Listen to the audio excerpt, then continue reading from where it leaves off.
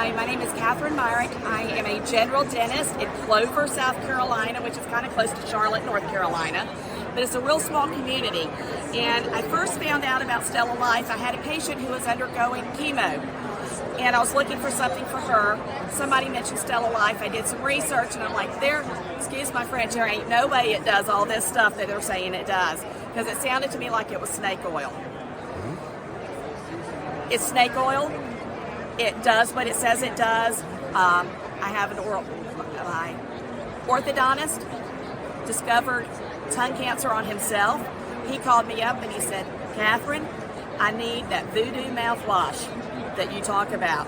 He bought a case of it. I've seen him since he had finished his chemo treatments and his radiation. We have no decay in the mouth. No decay. He never suffered with a bunch of sores. Any patient that I have that has any kind of ulceration in their mouth, I give it to them. A patient got implants, had his teeth removed for implants. He came in, crotchety old fella. I just had him rinse with mouthwash in the chair, didn't even try to sell it to him. He gets up to my front desk and he goes, can I buy some of that stuff she let me rinse with? That stuff is working. So I'm now have gotten my periodontist on board. We have replaced chlorhexidine. Does not cause any stain. 2 flavors, mint and coconut. If the patient has dry mouth, coconut is what they want. If they get a lot of sores and ulcerations, coconut is what they want because coconut doesn't burn. At my house, I have both.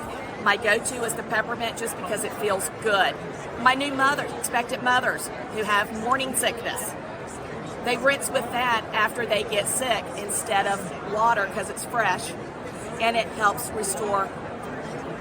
make the mouth feel healthy again. And that's all I can say. I can't say enough good stuff about this product. It is my absolute favorite. Everyone in my staff has tried it for something different. And we are all believers. All skeptics to the first, all believers.